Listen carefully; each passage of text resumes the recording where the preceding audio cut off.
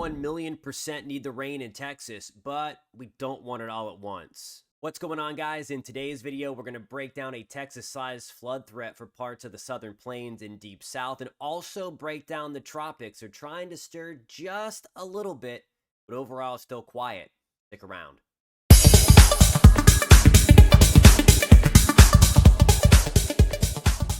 As always, we would love to have you on this channel and join us for this ride as we break down the ins and outs of the weather. If you love learning about the weather and talking about it, smash that subscribe button, hit that alert bell.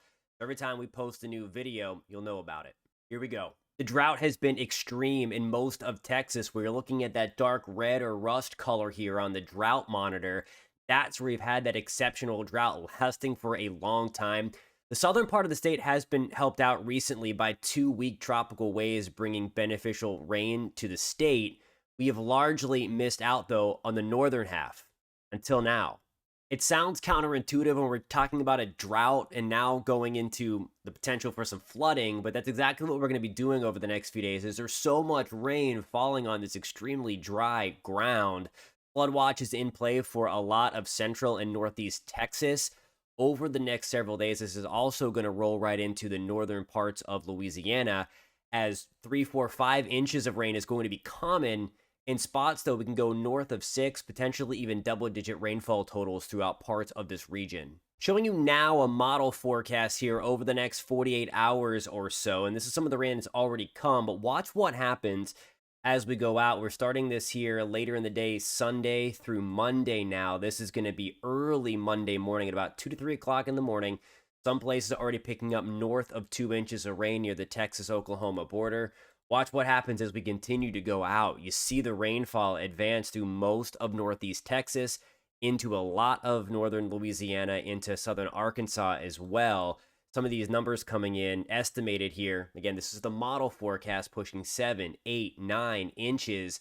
And some of these could be underdone because of the setup that we've gotten ourselves into. Time to bust out the telestration. Here we are on the Radar Omega app. Great tool to track the weather across the country.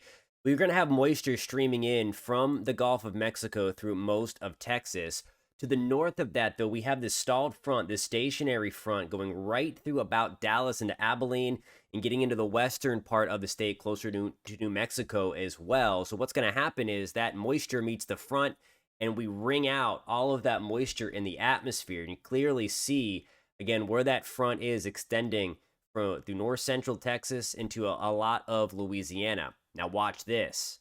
I overlaid the National Weather Service Day 1 excessive rainfall outlook, and you see where it's painted here in this bright red and yellow bullseye here. Now, that's a moderate risk for flash flooding, so we're going to certainly be on the lookout here, even though we've been in a drought again, even still extending back to Wichita Falls, that slight risk for some flash flooding. And it lines up perfectly with what I just showed you here, that stationary boundary that extends and really cuts through most of central Texas, helping to enhance that rainfall and really focus that rainfall through a broad. Let's head out to the tropics.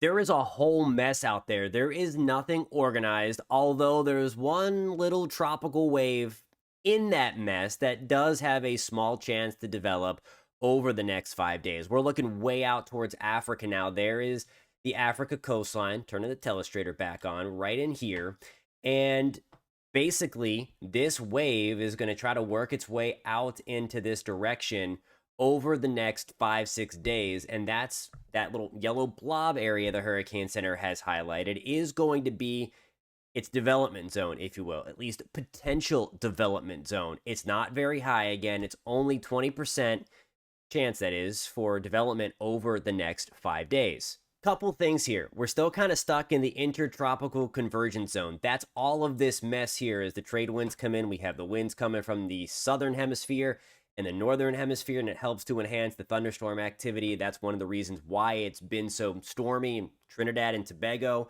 parts of the Windward and Leeward Islands lately. There hasn't been anything organized per se, so no tropical depression or tropical storms or anything like that. But we have had some thunderstorm activity, and it has been kind of stormy at times in parts of the islands. I want to show you this model forecast here. This is the American GFS, and I caution, It has been very bullish all season long with these waves that are rolling off of Africa in particular. It's been developing a lot of these waves, and as we know, if you've been paying attention to the weather, that more often than not, these waves roll off and then get sucked up by that dry, dusty air that I just showed you. Things could be changing, though. At least we're going to have more juicy waves rolling off of the African continent. And I want to show you here, we're looking at the 24th, the afternoon of the 24th. Our little wave is out here, and it's very little, it's very weak. Again, it's going to have a lot of time. You see the L popping up. That's the model biting on to that potential, at least for it to develop. Something is there. It's trying. It's just having a really, really hard time doing so as it works its way towards the Caribbean islands. You see popping up there, then going away. Look and further into the future, though, as we get towards the 26th, 27th now. I'm going in warp speed here. But I want to get you to the 29th into the 30th. These trailing waves that both the European and GFS show, they have better opportunity for develop as we move forward into the future. So here we go, the morning of the 30th, as we get ready to round out August and head into September. You see two beefy waves. They're still relatively weak, again, in the grand scheme of things, but from what we've seen so far this season, which, again, hasn't been much, thankfully, we do have some pretty decent waves that, again, there's some model support here that we could have some development as we get ready to switch the page into September.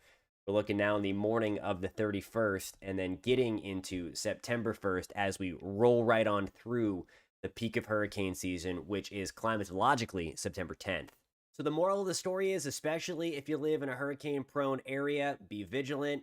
'Tis the season for activity to ramp up. The Atlantic still very, very hostile for tropical development. What I mean by that is any of these waves that roll off the Atlantic isn't that conducive to supporting them. So again, good news in the short term. We do have models suggesting that we will see an uptick in thunderstorm activity rolling off of Africa, which will promote a better opportunity for these waves to develop. But again, in the short term, the Atlantic still looking relatively quiet. We're going to wait towards the last week of August for the potential for these to start firing up just a little bit. Alrighty, guys, that does it for this edition. Please hit that subscribe button, hit that alert bell, and you will be updated on all things weather.